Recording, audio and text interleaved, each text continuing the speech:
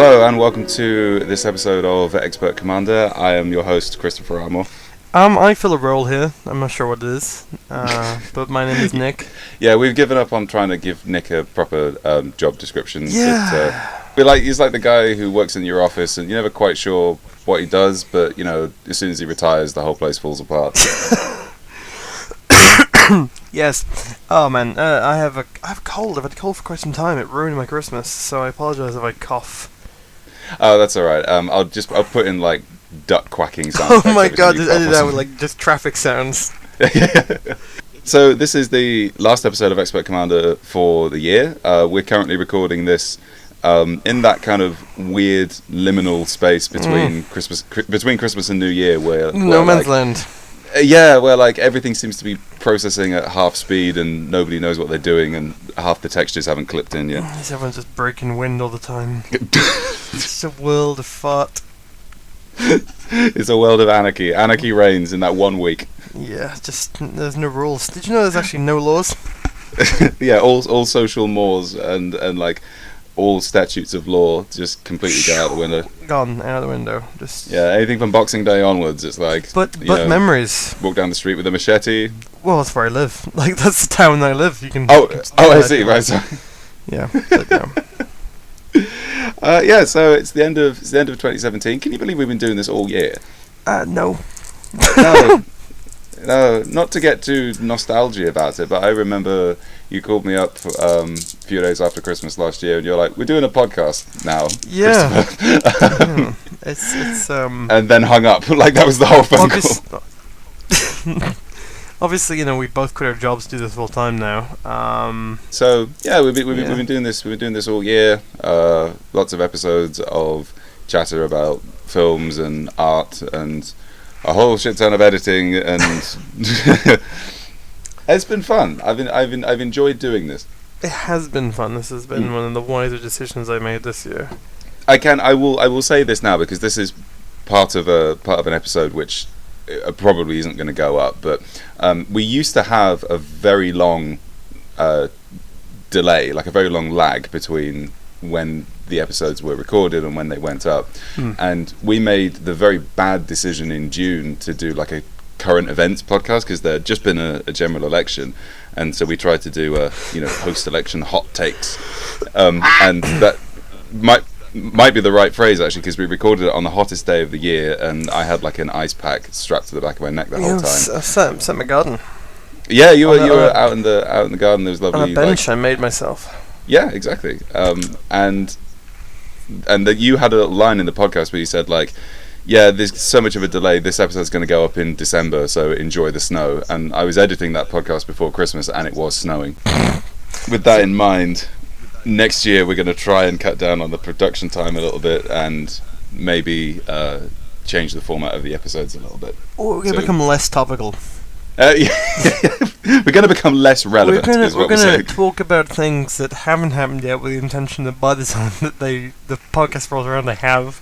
Yeah, you think this is just a normal sort of podcast. Actually, we're two elder gods who dreamed terrible things into existence.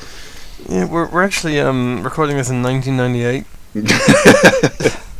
And I'm excited for, just pull out a little piece of paper, the Iron Man films. Yes, 1998, S-Club 7 at the top of the charts. I was just having to think about Shaquille O'Neal earlier. Okay. What a sentence! Go on. No, right, I was doing some work and listening to How Did This Get Made, which is another podcast about films, bad films, and how did they get made? Not like sort of the process of them getting made, but just sort of the question of who didn't stop this, whose job was it to stop this, and didn't. How did this get made? And they were talking about Shaquille O'Neal turning up in Escape from LA. He doesn't, but like they were talking about what if he did. Yeah. And I had I remembered the fact that they actually made before they made Iron Man films, they made the DC's copy of Iron Man film. So when Superman got killed by Doomsday in mid-90s, there was a sort of spin-off of people to replace Superman. Yeah, yeah. And one of them was a guy called Steel, who literally invented an Iron Man suit But he was called Steel, so he wasn't an Oh, Iron yeah. Man.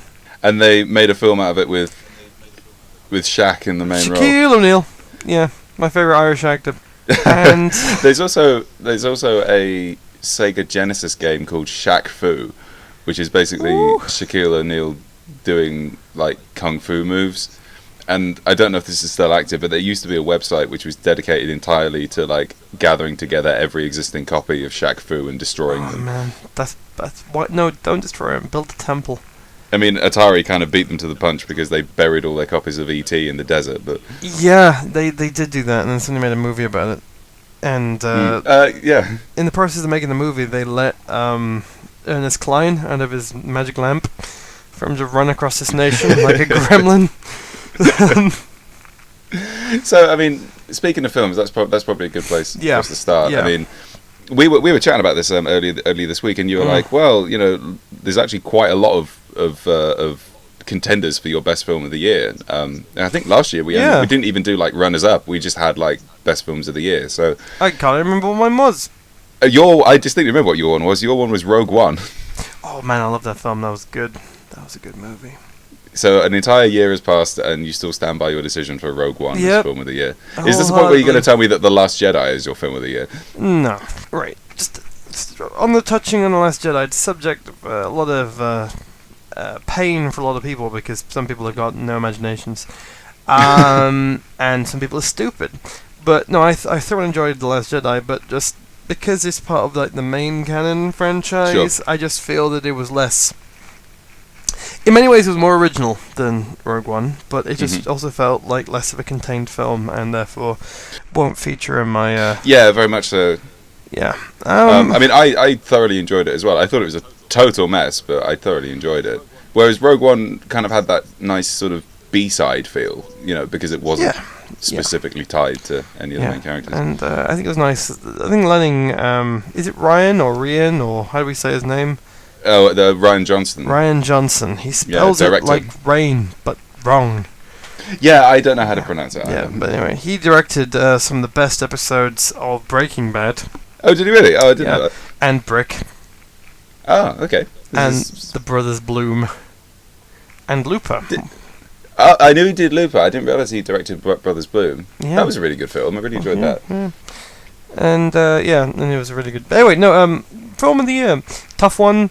I actually went to the cinema a lot this year, and I went to, and also I helped organize. I was part of the organisation of the Leeds Film Festival, so I ended up seeing a lot of films there as well. Yes, I imagine your list, your long list, is probably a lot longer than mine is for best film of the year. Yeah. But like, I can't get away from two films that I thoroughly enjoyed and think were my best films of the year. It's either Blade Runner 2049, or it's Thor Ragnarok, because like there wasn't a second of Thor Ragnarok that I didn't thoroughly enjoy. Yeah, I haven't seen Ragnarok yet, but like that seems to be the reaction that I've got from. Yeah, I think that like both films, 2049 and Thor Ragnarok, were movies where people just went, "Yeah, just do what we want," and they did, and it was great. Well, that's something that we always advocate for, isn't it? Like the idea of the writer-director.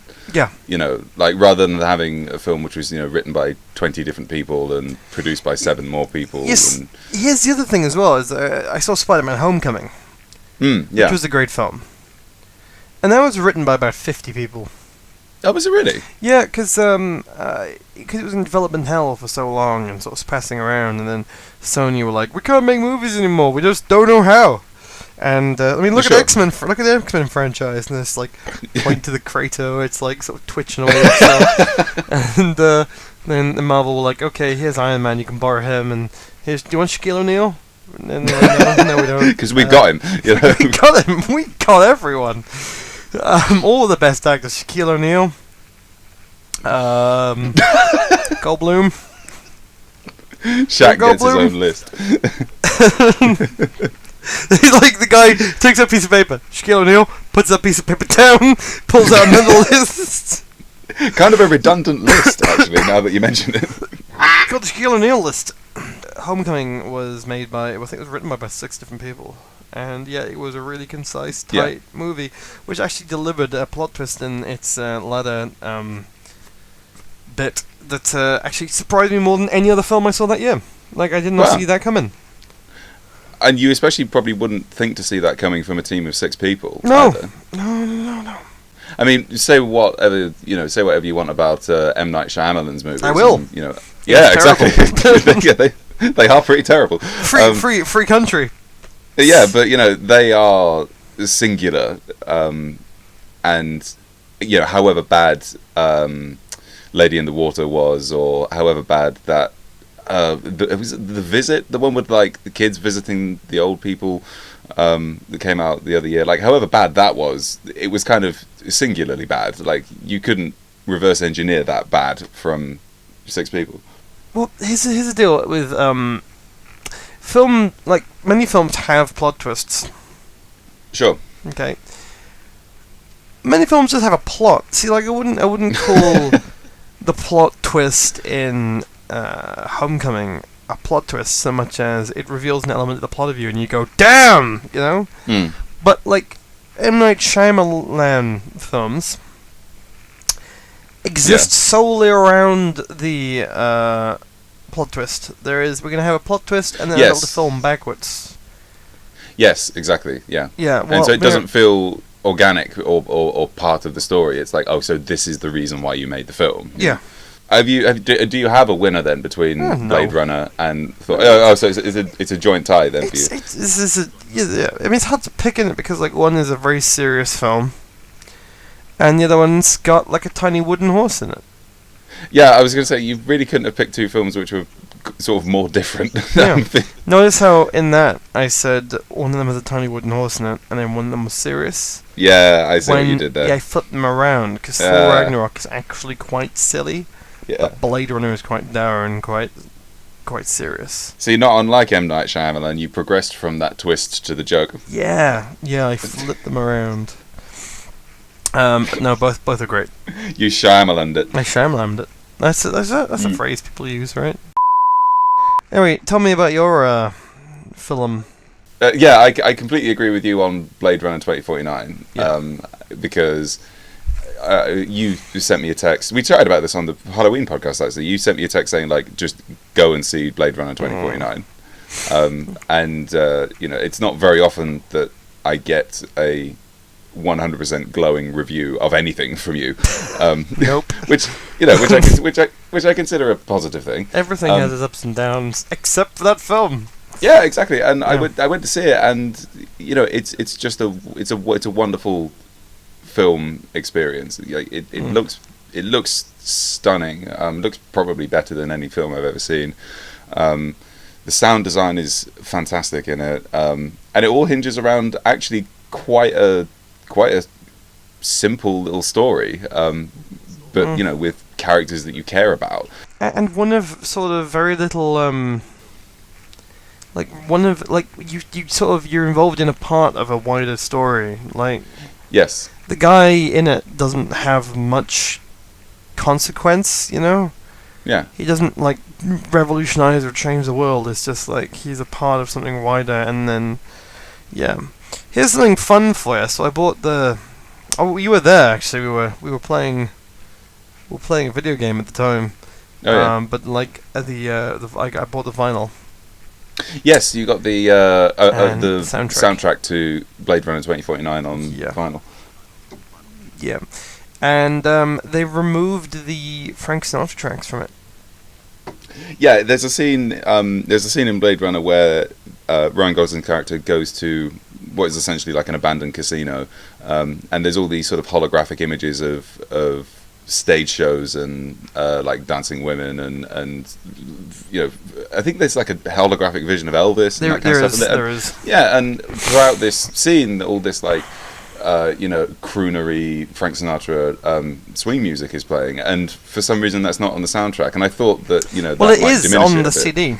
It's on the CD. It's on the Spotify, but it's not on the vinyl. And I thoroughly enjoyed that because I thought that if they kept it in, they would have messed with the flow of it a little bit.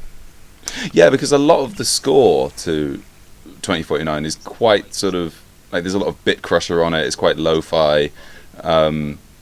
lots of synths in kind of like an industrial kind of setting, and I think like it's going to sound it's monumentally minimalist, so it's very large sounds, but not many of them.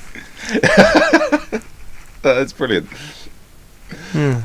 Yeah, and I think you're probably right. Like having old Blue Eyes crop up and sing whatever, the Moon. whatever he sings, whatever it is he comes out with. It's also another. I love any instance as well where Dave Bautista proves himself to be a competent actor. Like yeah. And his performance in Blade Runner is completely different to Spectre. Because he's on screen for like 2 minutes in Spectre, and he doesn't say any... anything. He's a silent. That's the thing. He says like, "You think it's merit," and then falls out of a train. Yeah, he's just there as muscle in Spectre. Like the point of his character is that he's there for an extended fight scene, and that's it. Which again, like you watch Blade Runner and you think, well, like what a waste of a good actor, Yeah, I think honorable mention has to go to Get Out, directed by definitely Jordan Peele. Yeah. Which was really a film that I didn't realise I wanted until I'd seen it. Yeah, it was brilliant. It worked. I saw it very early on in the year, so I think that's probably why I've not named it quite so highly, is because I saw it like when it first came out, which I think was it February or March time? It was very early in the year. It was certainly around then. I saw it like maybe a week after I saw John Wick 2, which I was convinced wasn't actually out this year. Nick's ongoing love affair with John Wick continues. The John Wick. The thing is, like, you think you've seen John Wick 1 and you've seen it all, but my friend, you have not. You watch John Wick 2 and it expands the John Wick-niverse. You're like, oh, alright, there's people do admin in this world. Yeah, no, it's a brilliant movie. I mean, it's interesting that, like, all of the films that we've kind of picked as our best of the year have essentially hinged on quite simple character stories, and I think especially Get Out fits into this because the premise of Get Out is essentially just Stepford Wives but with racism, and it's like, oh, okay, I could see that, I could see that working. I can't see that carrying an entire film, but the narrative is so strong and the characters are so strong that it's like, yeah, this really does carry, and it turns out to be one of the best films of the year. It's the best horror film I saw all year, most definitely. And it's lovely to see a horror film come out that isn't just coming out in October. Yeah, because they always seem to do that. I think, like, probably having good comedic timing and being able to make a good horror film, like, I imagine they're a similar set of skills, because comedy is all about misdirection and setup and twist and all that kind of stuff, and a lot of horror tropes kind of fall into the same category, but just the emotional underpinning of it is different. No, you're right. It's about knowing when to say boo. That's horror. Knowing when to say boo.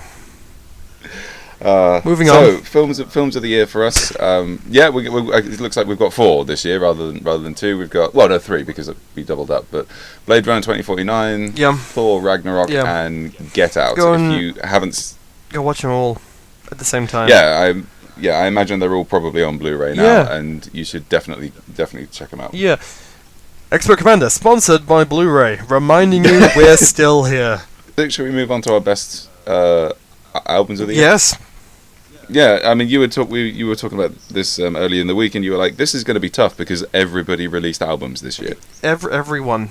Also, not to brag, but both. Well, I say both. Like, 2 of my musical projects also released EPs this year. Yeah. So, that's correct. So if you don't choose either one of those, I will call this podcast off and go off in a huff. I'm not going to be picking them because we said album of the year. True. Yeah. Okay. And I want a long play. I'm not going to get in on technicality. I want a long play. So what's your shortlist for album of the year? Well, there's nothing short about it, friend. Because you've Everything Now by Alt J, Utopia by Bjork, Fever Dream by Everything Everything, Father John Misty, I can't remember what that one's called. He had an album out. Pure Until Comedy that one was didn't. Father John Misty's album. Was it actually called Pure Comedy? I just didn't know if that was the main single from it as well. Yeah, Gorillaz decided to release an album after a 7-year disappearance. Yep, that seems to be a theme for this year, doesn't it? A lot of people coming back and releasing albums after very long hiatuses. Yeah, and I'm not going to mention that one because that's one that's going to win. But then you had Godspeed. They had their album. Yes, Godspeed. Towers. Perennial post-rock favourites of myself and Nick. Godspeed You Black Emperor. Yeah, the National had a great album. Do you have a number one, or do we have a... I do. Go on. It's a band called the OCs. They're from California. They're a sort of California rock band, and they had an album called Orc, and it was absolutely stunningly good. Fast-paced guitar music, shrieky vocals, a rig variance between super heavy metal and just sort of quicker stuff. And yeah, it was really, really good.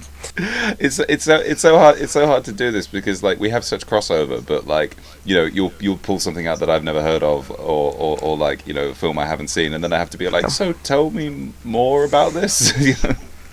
Well, yeah. So this year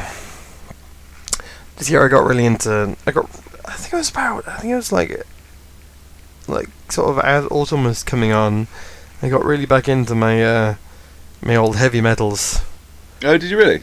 Yeah. So I started listening to stuff like Electric Wizard and sort of, I think it's called stoner metal. Yeah, like really sludgy rock tune guitars and stuff. Yeah, and the Electric Wizard's new album, Wizard Bloody Wizard, was superb. I have to say, this turn into stoner doom metal is not a turn that I expected you to make in 2017. Yeah, man. I don't know. It's always been like I've always enjoyed like Mastodon and stuff, but this I just started listening to it quite a bit, and two of my favorite albums are of the heavier metal side of things. Well, I mean, it's pointless to try and go into like individual genres of metal because I think probably more than most genres of music, there's so many subdivisions, and they don't make any sense either. People are like, "Oh, it's black metal," and it's like, "No, it's doom metal," and you're like, "I don't know what the difference is. All I know is that I like it when they make noises." I was gonna say the only definition I know of black metal is that if you play it without distortion, it sounds like surf music. Yeah, that's entirely right. But I think the reason being is that Gorillaz had a new album out. I wanted to like it. I did. Everything had a new album out. I wanted to like it. I did. Arcade Fire, so on and so forth. Alt J, all these bands that I know produce quality music, and then they produce quality music, and I'm just sort of sat there going, yeah, good for you, keeping the streak going. But to have these bands I've never heard of, and then they're producing great music, and I'm so completely surprised by it. That's the highlight of it for me, is finding a new thing that I didn't really know I enjoyed, then really owning it. That works. Yeah, and I think especially if that becomes like your gateway into that genre as well. I mean, that's the albums which introduce you to a new style of music. Like I think they always have a special place in your heart, really, don't they? Mm-hmm. Absolutely.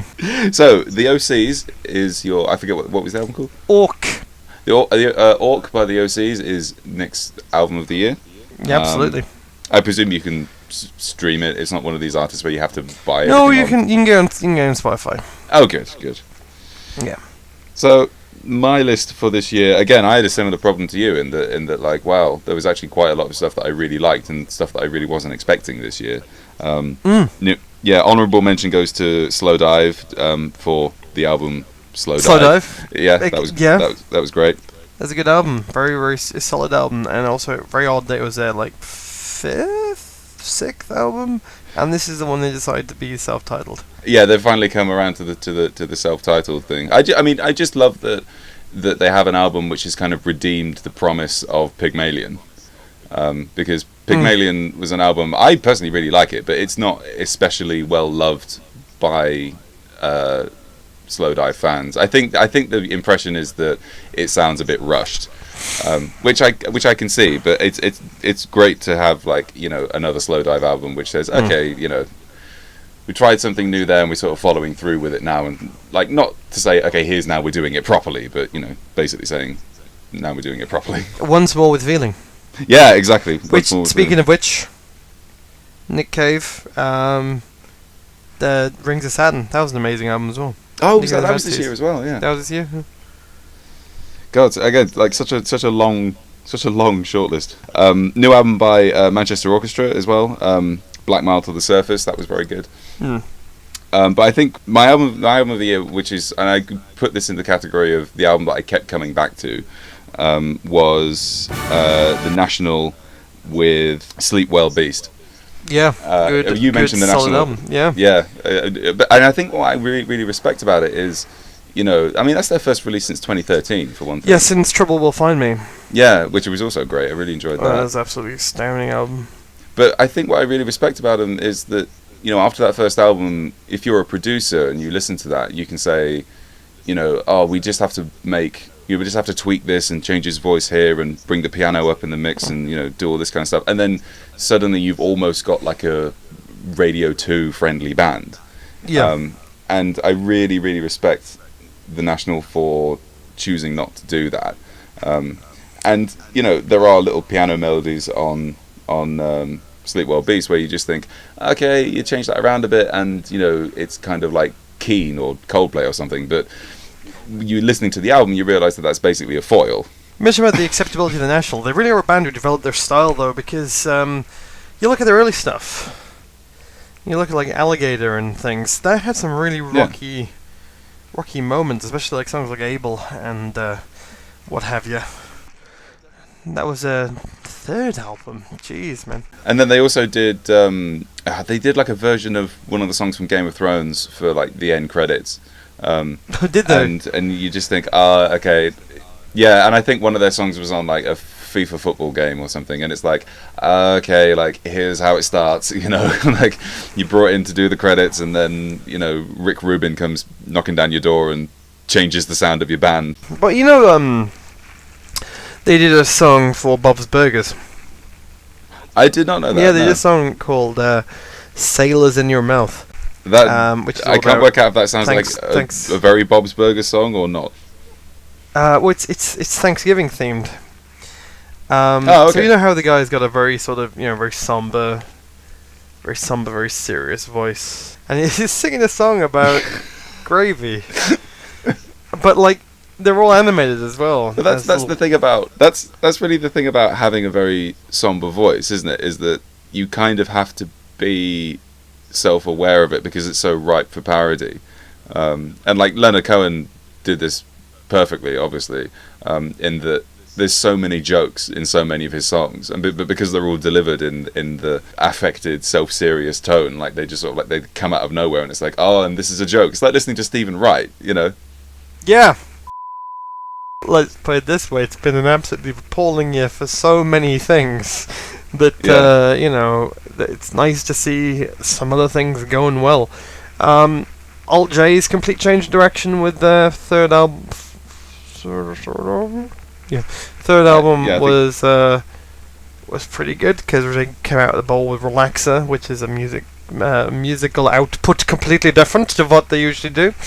It was nice to see Alt J go in a different direction, and people. The thing is, this is something I've come across, is that every band that's tried something new, they've come across that thing where people go, "What are you doing? Trying something new? Have you not tried doing the same thing again?" And it's just, because I remember one of my friends when I was in college sitting down with me. I was talking about how much I really enjoyed Block Party's third album. He's like, no, the lead singer's made his band into an electronic band. I'm like, first of all, he's not a tyrant. Yeah, he didn't go right. It's like a hostile takeover. But also, yeah, he has. Would you rather he just did the same sort of indie rock over and over again until he stopped being relevant? He's not Oasis. Hey, I was gonna go for Franz Ferdinand, but good job on the Oasis. Yeah, I know. Thank you for that one. Yeah, we had a year where we had an album by Liam Gallagher and Noel Gallagher, and they were both bad. Yeah, I know. It's like I just picture that quote from Star Wars Episode 1, where it's like, "This is getting out of hand. Now there are two of them." Yes. It's like you have BDI and high flying birds. And you're like, this is getting out of hand. You've got High Flying Bird, BDI, but you've also just got Liam Gallagher by himself now. Whilst we're on because this was his solo project, which is unusual because no one gives a shit. Actually, they do. It's one of the fastest selling albums of all time. But here's the real kicker. So Spotify had their end of year indie power list. Oh no! And please don't tell me. his face was on it. Like he was representing it, and I had a little Google. I was like, who actually? Because like to be indie, to me, you have to be like with an indie label, you know. Even if you're like indie, and you're indie just means like independent. You know? Yeah, exactly. He's signed to Warner Brothers Records, which is classified as one of the big three music labels, and has a company net worth of around $20 billion. You can't get more indie than that, can you? Oh, sorry, no, independent nation. That's what I meant.